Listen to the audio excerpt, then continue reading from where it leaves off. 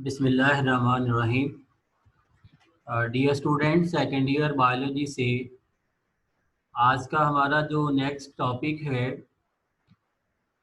वो है thermo regulatory mechanisms इन animals. तो थर्मो रेगुलेशन इन एनिमल्स में इस टॉपिक से पहले ही हमें आइडिया होना चाहिए कि what is a thermo regulation.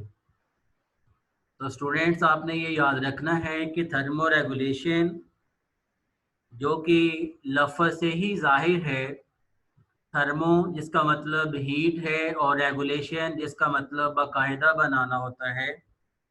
तो मतलब ये एक ऐसा मैकेनिज़्म है या एक ऐसी मेंटेनेंस है बॉडी टेम्परेचर की, किसी भी एनिमल की बॉडी के अंदर वो टेम्परेचर जिस पे एनिमल ने अपना मैक्सिमम या अपना एफिशिएंट वर्क परफॉर्म करना होता है। तो सबसे पहले आज हम बात करेंगे थर्मो रेगुलेशन इन एनिमल्स में कि व्हाट इज थर्मो रेगुलेशन। अब फर्स्ट ऑफ ऑल आपको ये पता होना चाहिए कि थर्मो रेगुलेशन बेसिकली क्या होती है। तो स्टूडेंट्स, आपने याद रखना है कि थर्मो रेगुलेशन जिसको हम कहते हैं कि thermoregulation is the maintenance of body temperature within a range that enables cells to function efficiently। Thermoregulation एक ऐसा प्रोसेस है जिसमें हमने मेंटेनेंस करनी है बॉडी टेम्परेचर की विद इन अ रेंज जिसको हम ऑप्टिमम रेंज कहते हैं, that enable cell or organism to function efficiently, जिसके ऊपर जो सेल है, जो एज अ होल ऑर्गेनिज्म है, वो अपना एफिशिएंटली वर्क परफॉर्म करेगा। अब जो थर्मो रेगुलेशन है उसमें इन्वॉल्व कौन से ऐसे सिस्टम्स होते हैं। हायर एनिमल्स में स्टूडेंट्स आपने याद रखना है कि nervous system, endocrine system, respiratory and circulatory system जो हैं वो थर्मो रेगुलेशन को करवाने में इन्वॉल्व होते हैं। जैसे हमें पता है कि किसी भी हायर एनिमल्स की बॉडी के अंदर जो मेटाबॉलिज्म है वो बहुत ही सेंसिटिव होता है टेम्परेचर चेंजेस को लेकर। तो इस जैसे कि रेट ऑफ सेलुलर रेस्पिरेशन जो है वो इंक्रीज करता है टेम्परेचर के इंक्रीज करने से, लेकिन ये रेट ऑफ सेलुलर रेस्पिरेशन उस वक्त स्टॉप हो जाएगा जब ऑप्टिमम टेम्परेचर के ज़्यादा होने से एंजाइम्स की डीनेचरेशन जब वो हो जाएगी। तो इसके अलावा जो मेम्ब्रेन होती हैं उनके पास प्रॉपर्टीज होती हैं कि वो टेम्परेचर को या टेम्परेचर के चेंज जो होता है उसकी ये प्रॉपर्टी बेसिक होती है। इसी तरह बहुत सारी ऐसी एनिमल की स्पीशीज होती हैं जो different temperature range with a range many animals can maintain a constant internal temperature. तो चाहे उनकी बॉडी का टेम्परेचर एक्सटर्नल इन्वायरमेंट के अकॉर्डिंग फ्लक्चुएट होता रहे, लेकिन वो अपनी बॉडी के टेम्परेचर को मेंटेन करके रखते हैं। जैसे हमें यहाँ नोट करना है कि thermoregulation basically tend to keep internal temperature constant, कि इंटरनल बॉडी टेम्परेचर को कांस्टेंट रखना होता है। अब इस टॉपिक में हमने मेन पॉइंट ये नोट करना है कि किसी भी एनिमल का जो बॉडी टेम्परेचर है उसको एक्सप्रेस कैसे कर सकते हैं। मतलब हम यहाँ ये ऐड अप कर सकते हैं कि कोई भी अगर एनिमल अगर है तो then how can you express the animal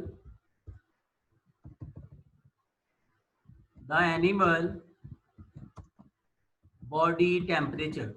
तो एनिमल के बॉडी टेम्परेचर को हम कैसे एक्सप्रेस कर सकते हैं? तो इसका जो एक्सप्रेशन है, आपने याद रखना है कि जो एनिमल्स हैं वो प्रोड्यूस करते हैं हीट को as a by product of metabolism, and either वो हीट गेन करते हैं या हीट को लूज करते हैं इन्वायरमेंट के अंदर।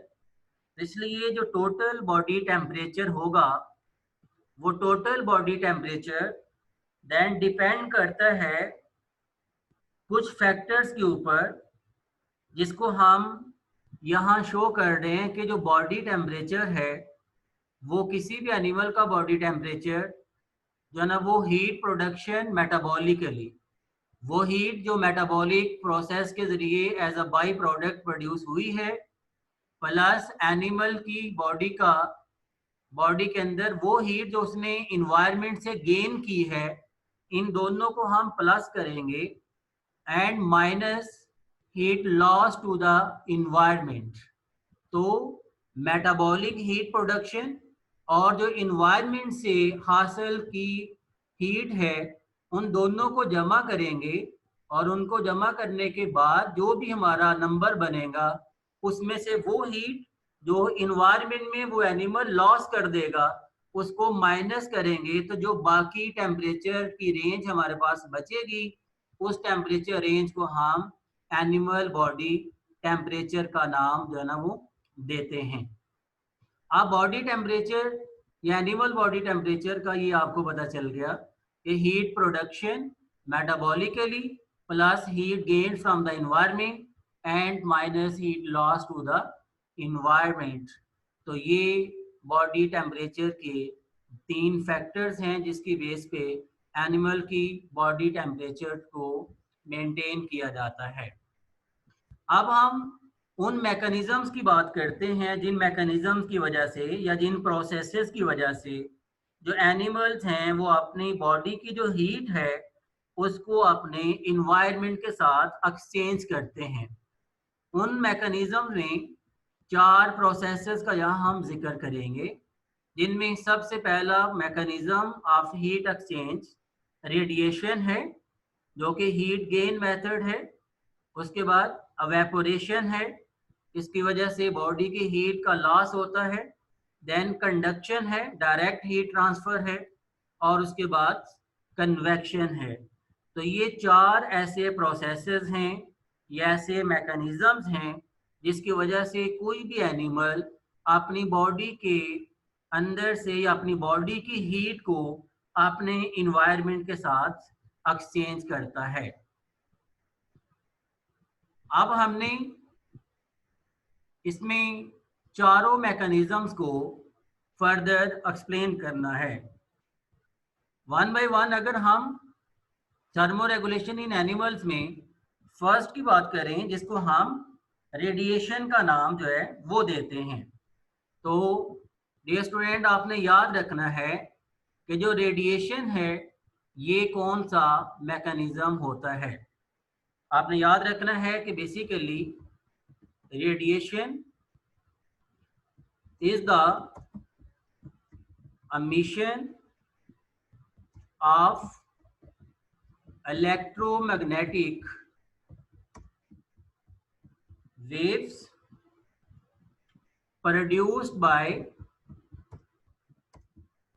all objects warmer than absolute zero, including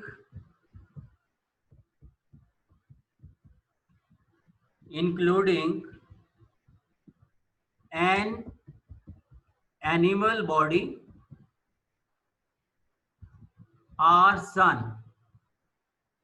तो ये इसमें आपने पॉइंट याद रखना है कि रेडिएशन एमिशन है इलेक्ट्रोमैग्नेटिक वेव्स का produced by all objects warmer than absolute zero, जिसमें वो ऑब्जेक्ट कोई एनिमल बॉडी भी हो सकती है या वो ऑब्जेक्ट जो है कोई सन भी हो सकता है, और जो रेडिएशन है वो ट्रांसफर कर सकती है हीट को between the objects that are not in direct contact with each other.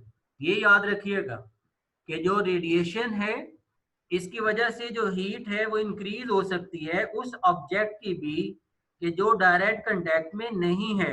As animal absorbs heat radiating from the sun, जैसे कि तमाम जितने भी इनवर्टिब्रेट वर्टिब्रेट्स हैं तो वो सन की तरफ से आने वाली जो सोलर रेडिएशंस हैं उनके जरिए अपनी बॉडी टेम्परेचर को इंक्रीज करते हैं। अब यहाँ एक पॉइंट याद रखना है कि जो रिसर्चर्स हैं उन्होंने रिसेंटली डिस्कवर किया है कि एक स्पेसिफिक अडेप्टेशन है सोलर रेडिएशंस की पोलर बियर्स के अंदर। तो जो फर होती है उन एनिमल्स की, that is actually a clear, तो ईच हेयर फंक्शन समवट, इसलिए लाइक एन ऑप्टिकल फाइबर। तो उनमें जो उनकी फर है वो एक ऑप्टिकल फाइबर लाइक वर्क करती है, जिसकी वजह से उनकी बॉडी के अंदर उनकी जो ब्लैक स्किन होती है उसके अंदर जो हीट है वो absorb and converted body heat वो कर सकते हैं। तो आपने सिंपल याद रखना है कि जो रेडिएशन है ये एमिशन है इलेक्ट्रोमैग्नेटिक वेव्स का produced by all objects warmer than absolute zero. अब इसके बाद हम सेकंड की बात करते हैं, वो है सेकंड वन, अवेपोरेशन। अब जो अवेपोरेशन का मेथड है, इस मेथड में बेसिकली हीट का लॉस होता है। तो आप सभी ने स्टूडेंट्स याद रखना है कि evaporation basically is loss of heat है फ्रॉम अ सरफेस, उस सरफेस से ये लॉस होता है एज वाटर मॉलिक्यूल्स, और ये वाटर मॉलिक्यूल्स की सूरत में जब सरफेस से वो एस्केप करते हैं, escape in the form of gas. तो गैस की मॉलिक्यूल्स की फॉर्म में जब किसी भी एनिमल की बॉडी के ऊपर से जो वाटर मॉलिक्यूल्स हैं वो एस्केप करते हैं, तो देन उनके गैस की सूरत में एस्केप करने से बॉडी हीट का या बॉडी का जो टेम्परेचर है उसका लॉस होता है। और याद आपने रखना है कि ये जो एवेपोरेशन का मेथड है ये बेसिकली यूजफुल होता है किन में, वो एनिमल्स जो ट्रस्ट्रियल इन्वायरमेंट के अंदर रहते हैं। तो जो ट्रस्ट्रियल एनिमल्स हैं ना उनकी बॉडी के अंदर ये मेजर अडेप्टेशन होती है। फॉर एग्जांपल ह्यूमंस हैं या सम अदर मैमल्स हैं लाइक चिंपैंजी है, हॉर्सेस है, उनकी स्किन के अंदर तो स्वेट ग्लैंड्स मौजूद होते हैं that actively move watery solution through pores to the skin surface. तो उनकी बॉडी के अंदर जो स्वेट ग्लैंड होते हैं वो फिर स्वेटिंग प्रोड्यूस करते हैं, सूडोरिफेरस ग्लैंड वाटरी सेक्रेशन जब पैदा करेंगे तो फिर उनकी बॉडी से तो उनको कूलिंग इफेक्ट मिलेगा और हीट का लॉस होगा। और इन एनिमल्स की बॉडी की स्किन का जब टेम्परेचर हाई होता है तो देन जो सरफेस वाटर होता है वो काफ़ी हीट को अब्जॉर्ब कर लेता है, जिसकी वजह से जो वाटर मॉलिक्यूल के दरमियान हाइड्रोजन बॉन्डिंग है वो ब्रेक हो जाती है, और वाटर के जो मॉलिक्यूल जो पहले हाइड्रोजन बॉन्डिंग से एक दूसरे के साथ जना वो जुड़े होते हैं फिर वो अलग अलग सिंगल वाटर मॉलिक्यूल्स की शक्ल में आ जाते हैं, और वही वाटर मॉलिक्यूल्स के जो है वो फिर गैस की शक्ल में बॉडी से बाहर एस्केप हो जाते हैं। तो ये एक सेकंड मैकेनिज्म या प्रोसेस है जिसके ज़रिए एनिमल्स अपनी बॉडी की हीट को लॉस करवा सकते हैं। तो एवेपोरेशन एक लॉस ऑफ हीट है उस सरफेस से जिस सरफेस से water molecule in the form of gas molecule जो हैं वो निकलते हैं। अब थर्ड मैकेनिज्म हमारे पास जो है जिसकी वजह से कोई भी एनिमल अपनी बॉडी के हीट को रेगुलेट कर सकता है वो है कंडक्शन। अब बेसिकली जो कंडक्शन का मैकेनिज्म है ये है क्या? तो आपने स्टूडेंट्स याद रखना है कि जो कंडक्शन है ये basically is the direct transfer है of heat between molecules of the environment, molecules of the environment and those of body surface. तो बॉडी सरफेस और मॉलिक्यूल्स ऑफ इन्वायरमेंट के दरमियान में जो डायरेक्ट ट्रांसफर होता है उस डायरेक्ट ट्रांसफर को बेसिकली हम कंडक्शन का नाम जो है वो देते हैं।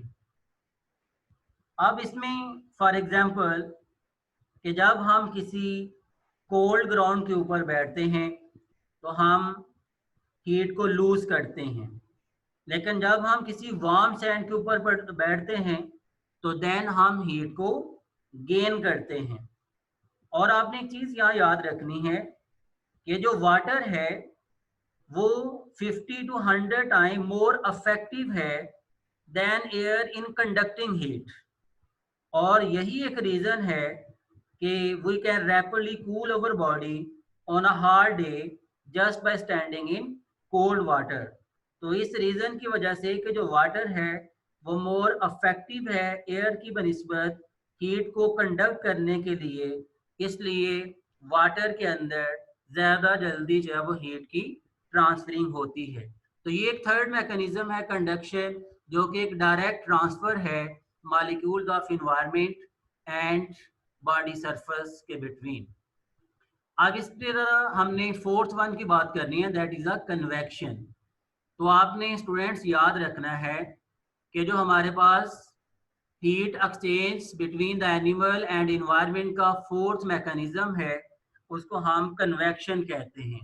तो आप लोगों ने याद रखना है कि कन्वेक्शन होती क्या है। तो आपने याद रखना है कि convection basically is the transfer of heat by the movement of air or liquid, movement of air or liquid past the surface। जो लिक्विड है और जो एयर है वो फिर पास करेगा बॉडी की सरफेस के ऊपर, जैसे कि एज ब्रीज, जैसे कि एयर जो है वो पास करती है बॉडी के ऊपर और देन वो कंट्रीब्यूट करती है हीट लॉस करवाने में from the surface of the animal with dry skin. तो ये आपने याद रखना है कि जो कन्वेक्शन है ये बेसिकली ट्रांसफर है हीट का by the movement of air या फिर liquid past the surface of the body as breeze. तो कन्वेक्शन के जरिए फिर जो हीट का लॉस है एनिमल बॉडी की ड्राई स्किन से होता है। और आपने याद रखना है कि कन्वेक्शन जो कंट्रीब्यूट करता है comfort of a fan being on a hot still day, but most of this effect is due to evaporative cooling जो है ये प्रोसेस इसमें होता है। तो आपने पॉइंट याद रखना है कि हमारे पास चार प्रोसेसर या चार मैकेनिज्म्स हैं जिसको यूज करके कोई भी एनिमल अपनी बॉडी की हीट को एक्सचेंज कर सकता है अपने इन्वायरमेंट के साथ। अब अगर हम डायग्रामेटिकली इसको देखें, जैसे ये डायग्राम आपके सामने है, इसमें सबसे पहले हम बात करते हैं रेडिएशन की। हमने रेडिएशन के लिए बोला कि ये एक emission of electronegative magnetic waves होती हैं जो प्रोड्यूस करता है all the object warmer than absolute zero तो रेडिएशन जो है इसकी वजह से फिर क्या होगा, एनिमल बॉडी या सेम इसकी वजह से हीट का एक्सचेंज होगा। सेकंड वन अवेपोरेशन है। अवेपोरेशन में हमने कहा कि ये लॉस ऑफ हीट है from a surface as water molecule escape in the form of gas. Evaporation की वजह से हीट का एक्सचेंज जो है इन्वायरमेंट के साथ होगा। फिर हमने कंडक्शन की बात की है कि कंडक्शन एक डायरेक्ट ट्रांसफर है थर्मल मोशन हीट का, तो फिर कंडक्शन भी इन्वॉल्व होता है। जैसे ये पर्सन जो है वो बैठा है, अगर ये हार्ड ऑब्जेक्ट होता, ठीक है, तो देन ये हीट को गेन करता, और अगर ये कोल्ड ऑब्जेक्ट होता जिसके ऊपर ये बैठा है तो फिर ये अपनी बॉडी की हीट को लॉस करता। अब कन्वेक्शन में हमने क्या पढ़ा है कि ये ट्रांसफर ऑफ हीट है by the movement of air और liquid past the surface of the body. तो जैसे आप देख रहे हैं कि एयर मोशन है, जैसे ये एयर इसके बॉडी सरफेस को टच करके जाएगी तो जो ड्राई स्किन है उसको जब ये एयर टच करेगी तो इस एयर के टच करने के बाद इस पर्सन की बॉडी का जो टेम्परेचर है वो फिर उसके इन्वायरमेंट के साथ एक्सचेंज हो जाएगा। तो इस तरह से डियर स्टूडेंट, आज की क्लास में हमने ये पढ़ा कि एनिमल्स में थर्मो रेगुलेशन क्या होती है, और थर्मो रेगुलेशन के अकॉर्डिंग एनिमल की बॉडी का टेम्परेचर कैसे जो है ना वो सेट किया जाता है। तो वो हमने पढ़ा कि मेटाबॉलिकली जो हीट प्रोड्यूस होती है और जो इन्वायरमेंट से हीट गेन की जाती है, प्लस उसको हम दोनों को प्लस करना है, और माइनस वो हीट जो इन्वायरमेंट में लॉस हो जाती है उसको माइनस करके जो टेम्परेचर बचेगा वो एनिमल बॉडी टेम्परेचर होगा।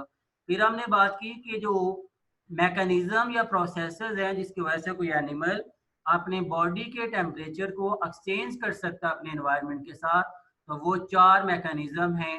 इसमें हमने सबसे पहले रेडिएशन को नंबर 1 पढ़ा, अवेपोरेशन नंबर 2 को हमने पढ़ा, कंडक्शन नंबर 3 हमने पढ़ा, और कन्वेक्शन नंबर 4 हमने पढ़ा।